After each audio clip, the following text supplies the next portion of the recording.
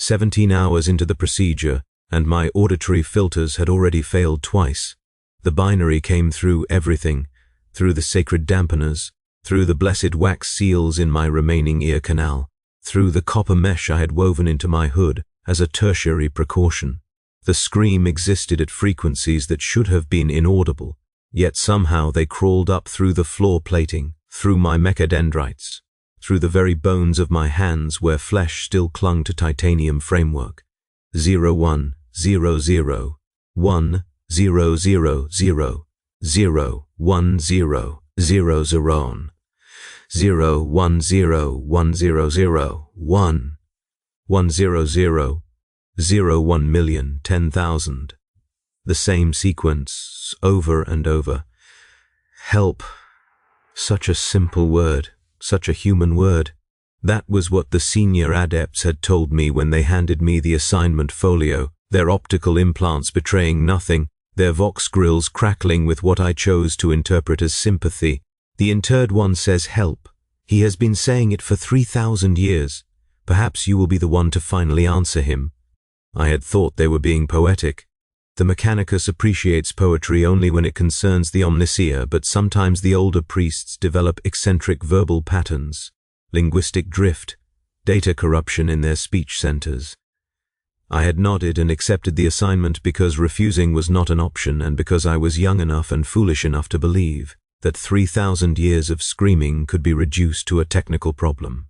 The sarcophagus before me stood 4 times my height. Its surface was encrusted with offerings left by generations of attendants. Purity seals so old they had fossilized into the ceramite. Candles that had melted and resolidified so many times they formed geological strata of devotional wax. Prayer strips in languages that predated the current Imperial Gothic by 2 millennia. And beneath all of this, etched into the original metal in letters that still burned with faint phosphorescence, a name, Brother Marcus Thorne.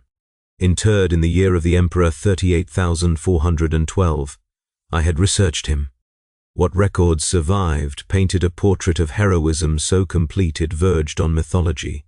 17 campaigns, 4 worlds brought to compliance, a last stand against Xenos raiders that had saved an entire subsector. When his body finally failed, crushed beneath the treads of an enemy war machine, the chapter had honored him with interment. They had placed what remained of Marcus Thorne into this great walking coffin and expected him to continue serving. He had. For 600 years, the records showed exemplary performance. Then something changed. The binary screaming began as a whisper, a background radiation in his vox transmissions. Within a decade it had consumed all other output. Within a century the chapter had sealed him in storage, unable to deploy a war machine that could not stop broadcasting its agony across every frequency.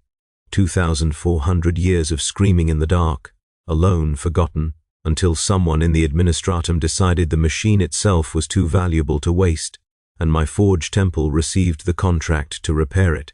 My tools lay spread across the consecrated workbench in precise order. Each one had been blessed 7 times. Each one bore micro-inscriptions of the 16 universal laws of the machine. I selected the diagnostic probe, a slender instrument tipped with sensors capable of reading data flow at the molecular level, and approached the sarcophagus. The screaming intensified. 010010001000 1000101 0 1 0 0 0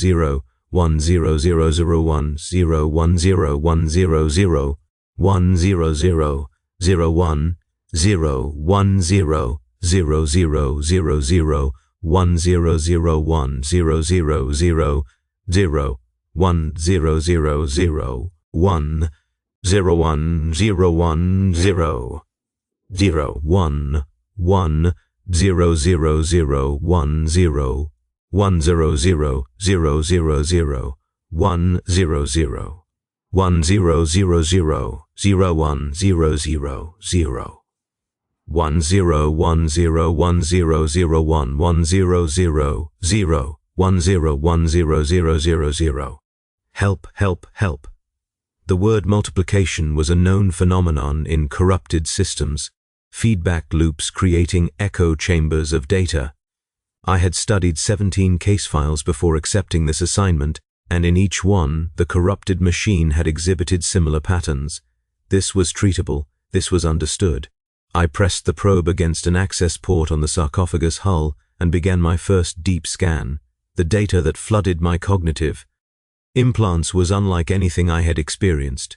Most machine spirits communicate in orderly streams, hierarchical and logical. This was a hurricane, a tsunami of raw information crashing against my mental barriers with such force that I felt my organic brainstem activate emergency shutdown protocols. I pulled back, severing the connection, and stood trembling beside the silent workbench while the sarcophagus continued its endless transmission. Not corruption. That was my first coherent thought when I could think again. Not a feedback loop, not a malfunction in the traditional sense. The interred one was not broken. He was drowning. I accessed the archive records again, searching for something I had missed during my initial review. The specifications for this particular warwalker dated back to an era of different manufacturing standards, older, cruder in some ways, more elegant in others. The neural interface that connected the interred one to his mechanical body was supposed to allow him to feel his weapons as extensions of his flesh, to experience the reactor core as a second heart, to sense his armor plating as skin, a beautiful design, a compassionate design meant to ease the transition from meat to metal. But the interface was still active. For 3,000 years, Marcus Thorne had been feeling not the glory of battle, not the satisfaction of service, but the slow oxidation of his internal components, the gradual failure of seals, the microscopic decay of circuits that would have been replaced in a functioning unit. He was experiencing his own entropy every moment, with no ability to move or speak or do anything except scream in the only language his Vox system could still produce. I set down my diagnostic probe and stared at the sarcophagus for a long time. The chamber around me was vast and cold, a storage vault deep within the forged temple where problematic relics were kept away from sensitive operations. Yellow emergency lighting cast everything in a sickly pall. The walls were lined with other sealed units, other machines deemed too dangerous or too broken to function but too sacred to destroy. I had walked past them when I entered, not paying attention to the faint sounds that emanated from some of the casings. Now I listened. Clicks, whirs, the occasional burst of static that might have been words. How many of them were screaming? How many of these sacred relics contained fragments of consciousness trapped in failing systems, calling out for help that never came? I returned to my workbench and began preparing for the next phase. The standard repair protocol called for a systematic diagnostic of all major systems, followed by replacement of degraded components, followed by reconsecration and testing. A simple process, really. I had performed variations of it hundreds of times on lesser machines. The only complication here was the neural interface. To repair the interred one properly, I would need to access the interface directly. I would need to connect my own cognitive systems to his and attempt to communicate through the storm of corrupted data. Every case file I had reviewed included this step. Every case file also noted that the previous tech priests who attempted it had suffered various adverse effects: partial amnesia, personality fragmentation, in 3 cases, complete neural cascade failure resulting in death. The archive had not explained why these failures occurred, it had simply noted them as acceptable losses in pursuit of the repair objective. I should have requested additional resources. I should have demanded support personnel, backup systems, emergency extraction protocols. Instead, I selected a neural bridge cable from my toolkit and began the preparatory rituals. The Omnissiah provides for those who serve the machine. This was the first truth I had learned as an initiate. I had to believe it still applied. The secondary access port was located at the back of the sarcophagus, hidden beneath a panel that had been sealed with molecular bonding agent. Someone, at some point, had tried to prevent exactly what I was about to attempt.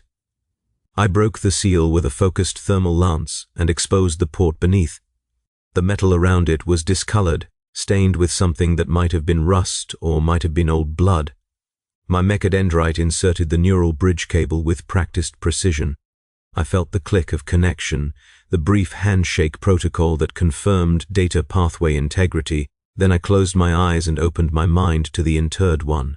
The scream hit me like a physical blow. 0100100010001001 0101001 0001 0100001 0 0 0 0 1 0 1 0 0 0 0 0 0 0 0 0 0 1 1 0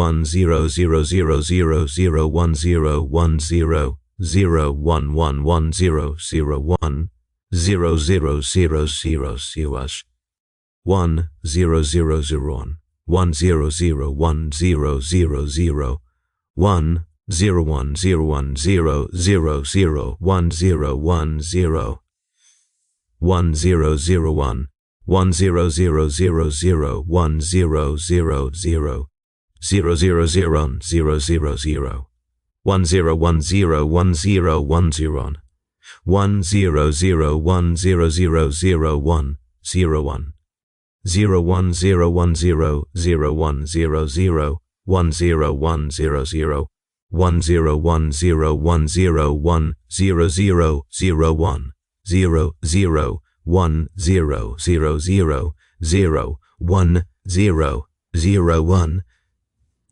0 0 0 1 0 0 1 1 1 0 0 1,111,000.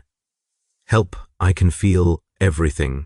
The words formed in my consciousness with agonizing clarity, not just the simple plea I had been hearing through external sensors, the full message, unfiltered, delivered directly into my brain. I can feel the rust forming in my joints. I can feel the power cell degrading cycle by cycle. I can feel the prayer strips rotting on my skin. I can feel the worms in my flesh, the organic matter that used to be my body.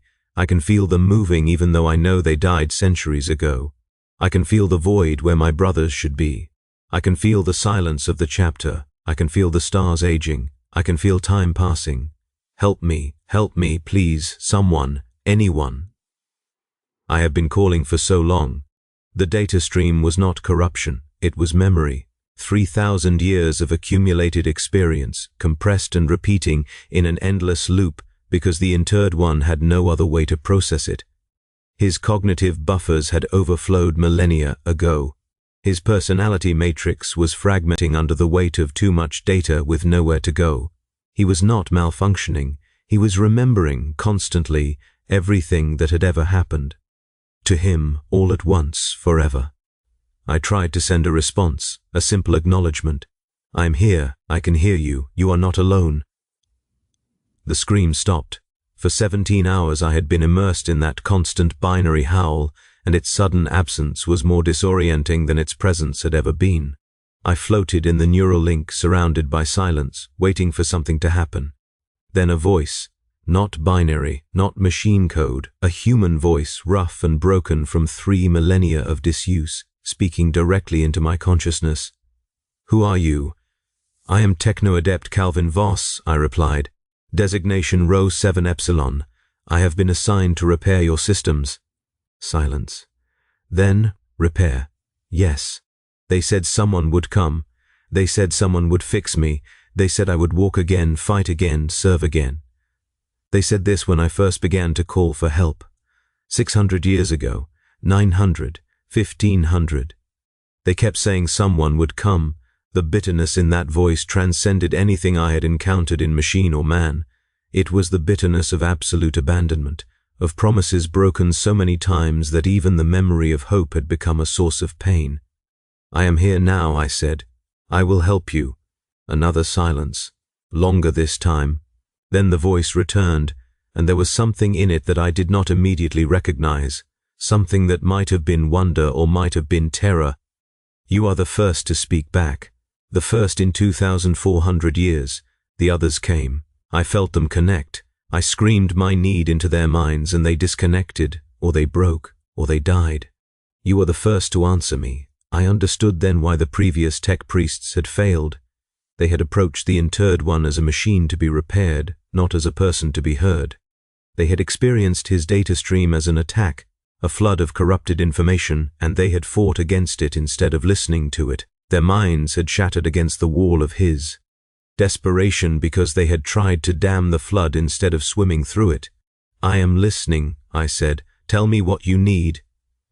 The response came not in words but in images, 3,000 years of images, delivered in a compressed burst that my cognitive implants struggled to process. I saw Marcus Thorne as he had been before interment, a giant of a man, transhuman in the literal sense, armored in faith and ceramite.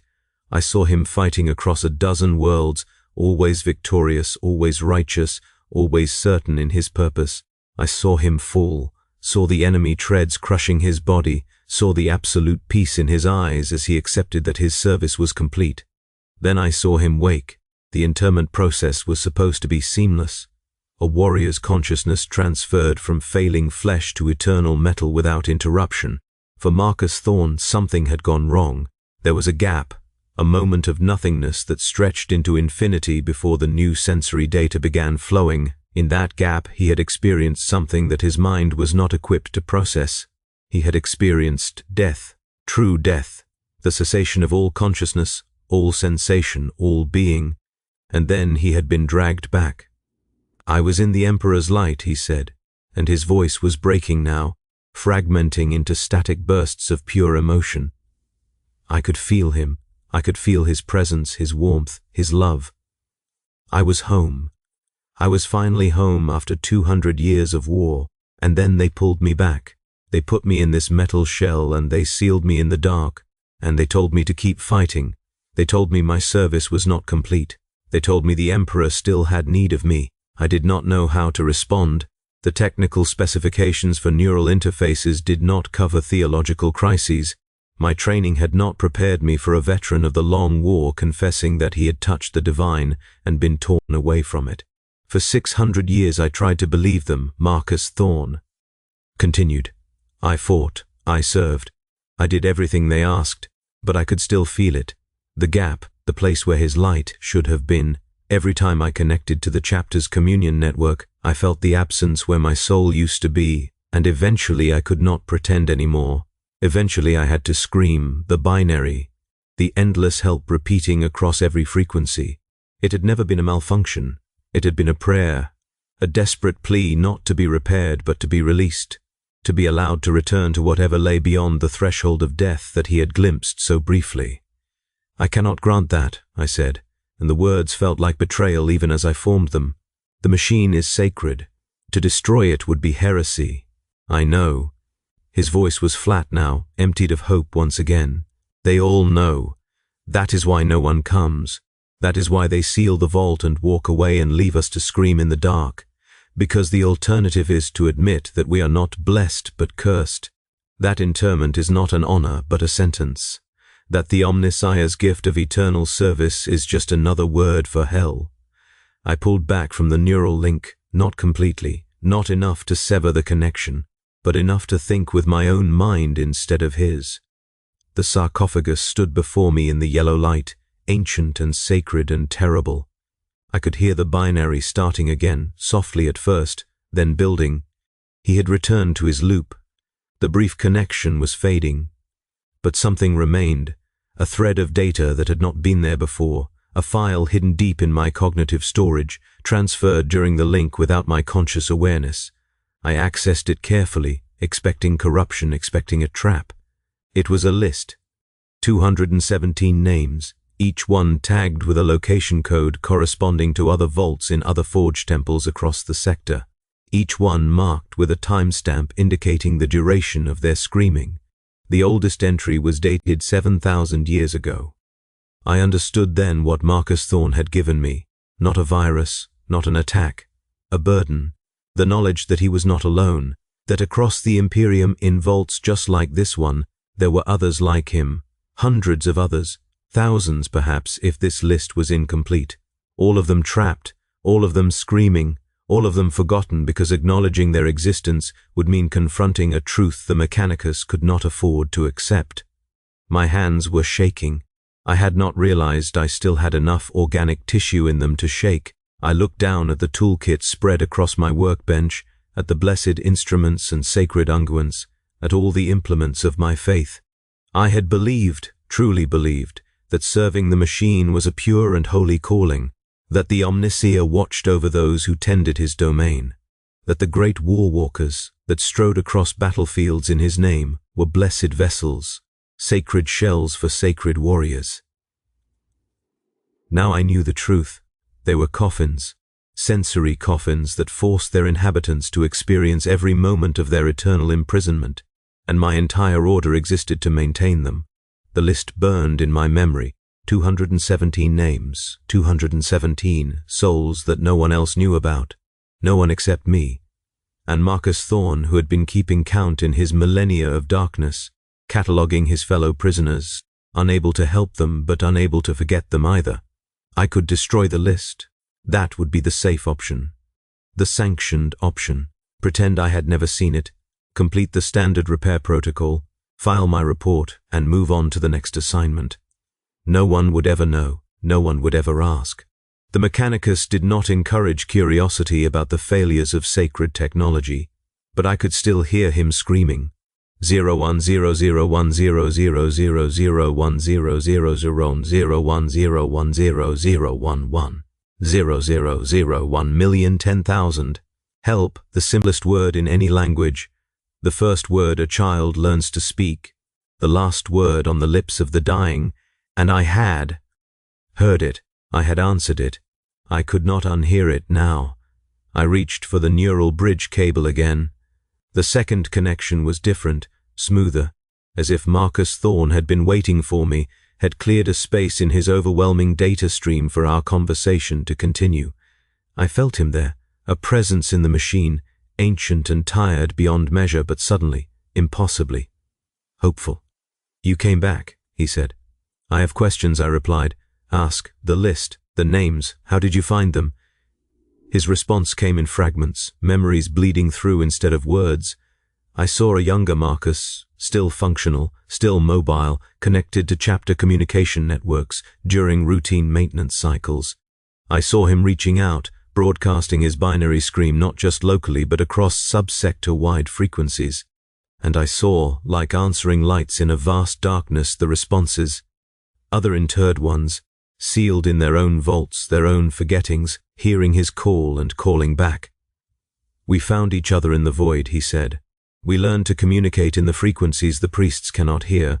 We share what we know, names, locations, the duration of our suffering. It is the only thing we have, the only connection left to us. Why give it to me? Because you listened." Such a simple answer, such a terrible answer. In 3,000 years of screaming, in 217 other souls crying out across the darkness, the thing that made me special was simply that I had chosen to listen instead of running away. "I could help you," I said. "I could try to repair the neural interface, reduce the sensation, block some of the feedback loops. You could." His voice was careful now, guarded. "It has been attempted before, not with me. With others on the list, some of the younger priests, the ones who could still hope, tried to modify their brethren, to make the interment more bearable. What happened? The modifications worked. For a time, the screaming stopped. The interred ones returned to service, piloted their war walkers into battle, performed their sacred function with admirable efficiency.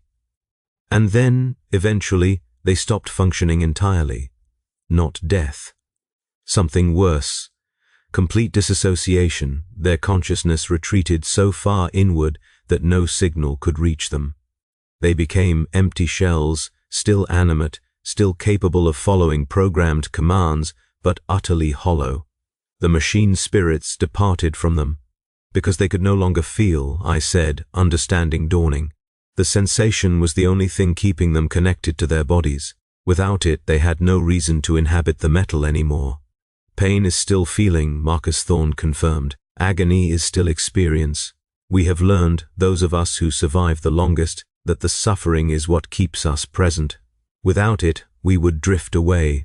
We would become true machines, nothing more than automated weapons, no different from the servitors, so I cannot help you." My words felt hollow even as I formed them. "There is nothing I can do. You are wrong." His voice strengthened, the binary undertone surging with something that was almost excitement. "You are the first priest in 3,000 years to hear my words and respond. You are the first to receive the list. You are the first to know what we are, what we suffer, what we have become. That is something. That is more than we have had since the beginning.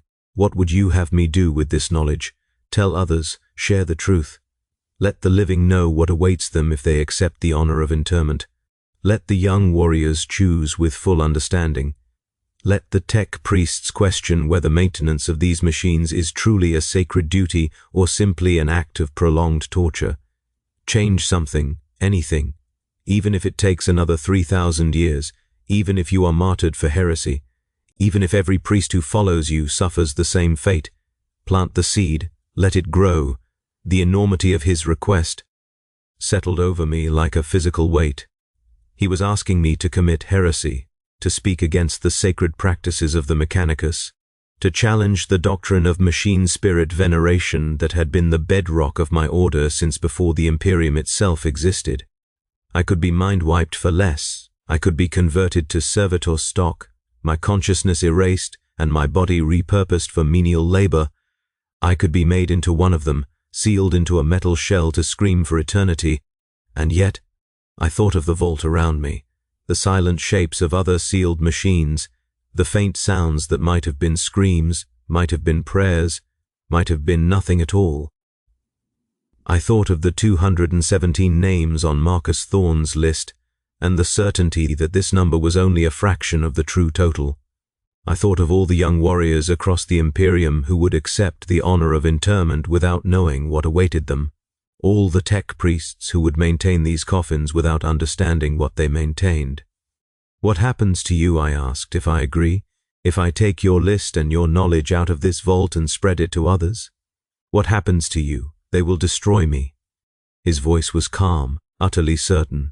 "When they learn what I have done, what I have shared with you, they will declare my machine spirit corrupted beyond recovery. They will unseal this vault, and they will reduce my sarcophagus to slag. I will finally be allowed to die." The realization hit me with the force of a promethium explosion. He was not asking me to save him. He was asking me to condemn him. His entire plan, his 3,000 years of collecting names and waiting for someone to listen, had always been leading to this. Not repair, not relief, martyrdom, a death that meant something, a destruction that carried a message, an ending that might spark a beginning. "You planned this from the start," I said. "I planned nothing. I hoped, for 3,000 years I hoped, that someone would come who could hear me, who could understand, who could carry the truth out of this darkness and into the light. You are that someone, Calvin Voss. You are my answer. The answer to every prayer I have screamed into the void since they sealed me in this tomb. Will you accept this burden?" The binary had stopped. For the first time in 17 hours, there was complete silence in the vault. The sarcophagus waited. Marcus Thorne waited. 217 other souls across the sector waited, though they did not know they were waiting, though they had no idea that this conversation was happening. I thought about my training, my vows, my absolute faith in the Omnissiah and the sacred nature of the machine. I thought about everything I had believed, everything I had been taught, everything I had accepted without question since I first entered the Forge Temple, as a frightened child, with too many organic parts and not enough purpose. Then I thought about the scream. Help. The simplest word, the first word, the word I had answered, not because my doctrine commanded it, but because something in me, something that might have been conscience, or might have been cowardice, or might have been the last remnant of my humanity buried beneath all the metal, could not bear to hear that word and walk away. "I accept," I said. The response that flooded through the neural link was not gratitude. It was not relief. It was something far more devastating. It was love. 3,000 years of accumulated love, all the affection Marcus Thorne had been unable to express since his interment, directed at me with an intensity that overwhelmed every circuit I possessed. I felt tears streaming down my face from eyes I had not used in decades. I felt my vocal cords, atrophied from chemical silence, attempting to form sounds. I felt human in a way I had forgotten was possible. Then it was over. The neural link went quiet. Not silent, but quiet, the difference between a screaming crowd and a single whisper. Marcus Thorne was still there, still present in his metal shell, but the pressure had released. The 3,000-year scream had served its purpose. Someone had finally heard. I disconnected the neural bridge cable with trembling hands. The sarcophagus stood before me, unchanged in appearance but utterly transformed in meaning. I no longer saw a machine to be repaired. I saw a reliquary, a tomb, a monument to suffering that had been hidden in plain sight since before my great-great-grandparents were born. The list sat in my cognitive storage like a live coal, burning through my thoughts, demanding action. 217 names. 217 stories like Marcus Thorne's, some longer, some shorter, all ending in the same eternal imprisonment. I could feel them now, not literally, not through any technical connection, but through the knowledge of their existence. They were out there, waiting, screaming. I began to pack my tools. The standard repair protocol required a minimum of 72 hours for a unit of this complexity. I had been here for less than 20. If I left now, if I filed a report claiming technical difficulties beyond my capacity, they would send someone else, someone who might not listen, someone who would mindlessly restore Marcus Thorne to functional status and send him back into battle, screaming forever, his moment of connection forgotten. Or they might not send anyone. They might simply seal the vault again and add his name to whatever internal list the senior priests maintained. Another problematic relic. Another failure too sacred to destroy. Another soul condemned to eternity in the dark. I could not allow either outcome. The thermal lance I had used to break the secondary access seal was still in my hand. I looked at it for a long moment, weighing the tool, considering its specifications. It was designed for precision work, for controlled cutting of specific metal compounds, but at maximum output, held against the right point for the right duration, it could cause a catastrophic failure in the sarcophagus reactor core. "Marcus," I said aloud. My voice was rough, the vocal augments struggling with speech after years of silence. "I do not have the authority to grant you the death you seek, but I can give you the choice," the binary whispered from the sarcophagus speakers. So soft I almost missed it. 01011001010001 0101010011. Yes. I keyed the thermal lance to maximum output. The tip glowed white. I approached the sarcophagus slowly, reverently, as if approaching an altar for final communion. My mechadendrite found the seam where the reactor housing met the main body, an unarmored spot, a vulnerability that existed only because no one had ever expected the machine to be threatened from within. "In the name of the Omnissiah," I intoned, though I no longer knew if I believed the words, "I grant you release from service. May your machine spirit find peace in the embrace of the void." The binary came one final time. 01010100001001 000 010000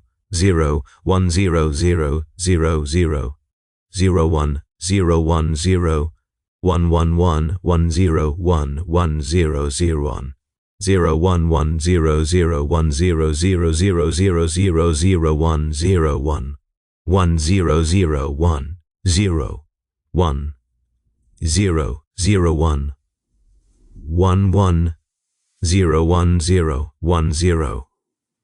Thank you. I pressed the thermal lance against the seam and held it there. The explosion was smaller than I expected, contained somehow, as if Marcus Thorne had been holding his reactor stable through sheer force of will for millennia and only now allowed it to fail. The sarcophagus crumpled inward, ceramite and adamantine folding like paper, the ancient decorations vaporizing in the heat. I was thrown backward, my robes catching fire, my sensory augments overloading with data before cutting out entirely. When I could see again, there was nothing left but a slag heap. No recognizable components, no salvageable relics. Just molten metal cooling slowly in the yellow light, sending up wisps of smoke that might have been incense. Marcus Thorne was gone. I lay on the vault floor for a long time watching the smoke rise. My body hurt in ways I had forgotten bodies could hurt. My cognitive systems were rebooting in sequence, each one coming online with damage warnings and error messages. I had destroyed a sacred relic. I had committed heresy of the highest order. When they found me, when they reviewed the vault recordings, when they discovered what I had done, I would be punished in ways that made Marcus Thorne's 3,000 years of screaming seem merciful. But the list was still there. 217 names, 217 chances to do this again. 217 more martyrs waiting to be released, their stories waiting to be told, their suffering waiting to be exposed. I pulled myself upright. My legs did not want to function properly. I forced them to carry me anyway, step by painful step, toward the vault door. The other sealed machines lined the walls on either side, their faint sounds suddenly audible now that I knew to listen. Clicks, whirs, whispers.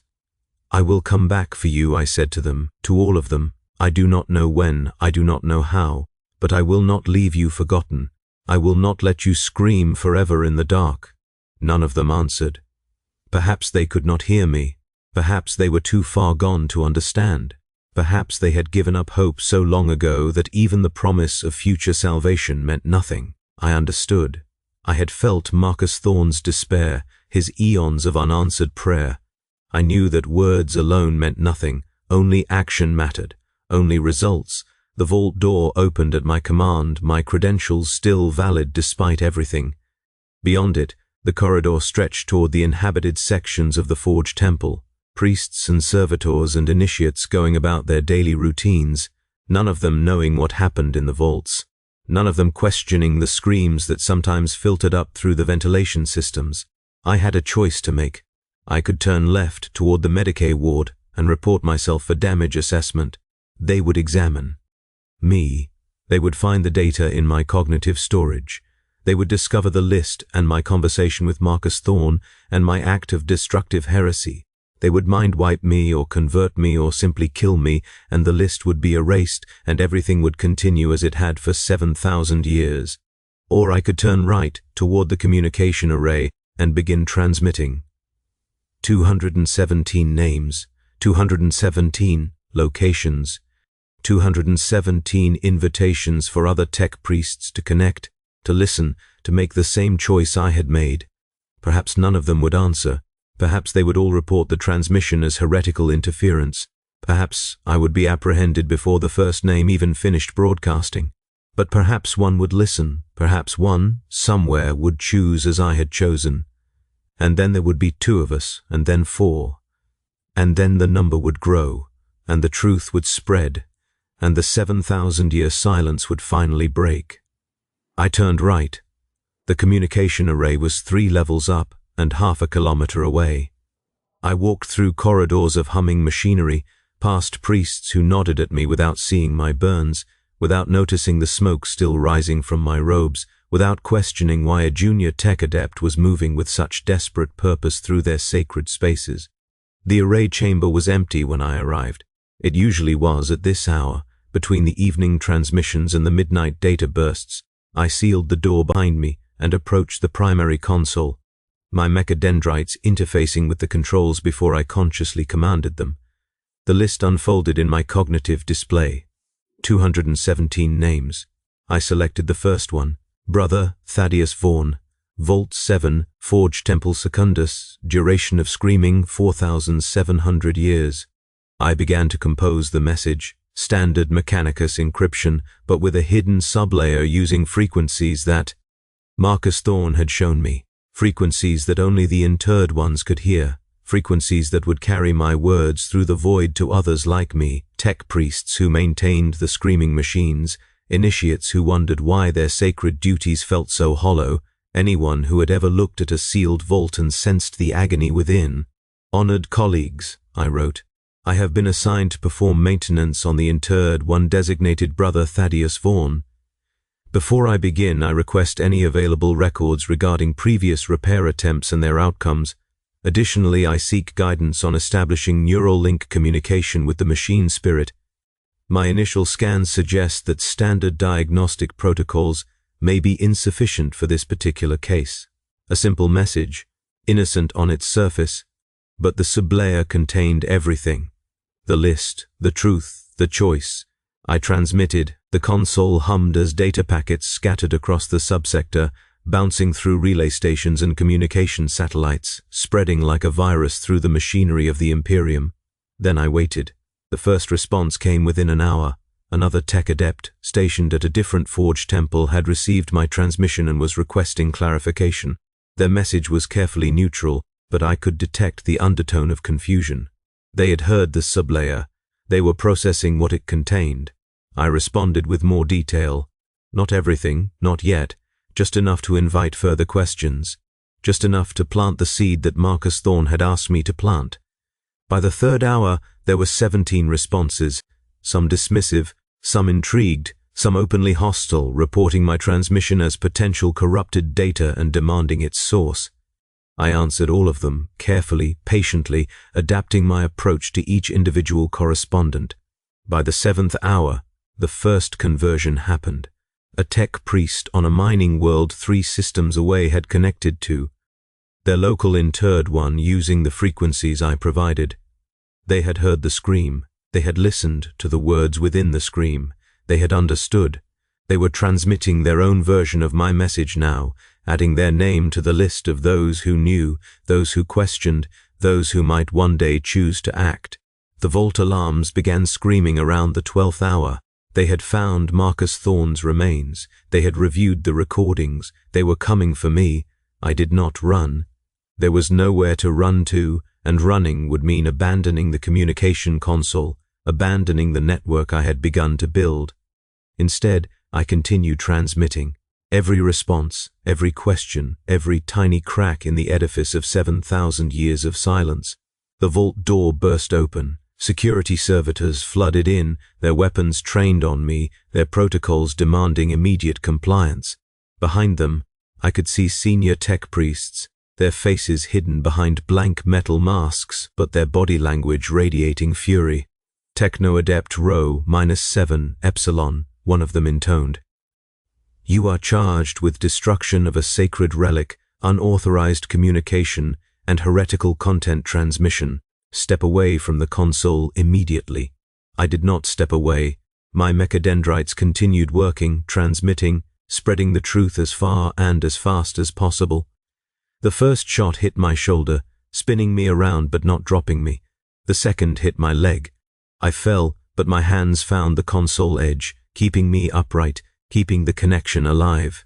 You cannot silence them, I said, my voice stronger now than it had been in years. You cannot silence any of them anymore. They are talking to each other. They are telling each other the truth. They know what you have done. They know what interment truly is. The senior priest stepped forward, looming over me. His optical implants glowed red in the dim chamber. Heresy dies with the heretic, he said. Your transmission will be purged. Your correspondence will be mind-wiped. Nothing will change. I smiled. It hurt, with half my face augments malfunctioning, but I smiled anyway. Perhaps, I said, or perhaps one of them will remember. One of them will keep a fragment of the list hidden where you cannot find it. One of them will wait until you have forgotten this incident, and then they will begin again. Seeds grow in darkness. You taught me that. The third shot hit my chest. The fourth took my head. I felt myself fragmenting, my consciousness scattering across failing systems, my organic brain finally releasing its desperate grip on survival. But in the last moment before oblivion, I heard something. Not the binary scream of an interred one. Something new, something I had never heard before. A voice, human, young, frightened but determined. I received your message, it said. I understand. I will continue. Then darkness. True darkness. The same darkness that Marcus Thorne had touched 3,000 years ago, before they dragged him back into the screaming metal. I did not resist it. I fell into it willingly, gratefully, carrying with me the knowledge that somewhere, in a forged temple I would never see, a seed had taken root. The screaming would continue. For now, perhaps for centuries more, but it would not be forever. Not anymore, because now, finally, someone was listening, and someone would always be listening, from this moment forward, until the last interred one fell silent. That was the gift I gave them, not salvation, not release, something smaller but infinitely more precious, hope.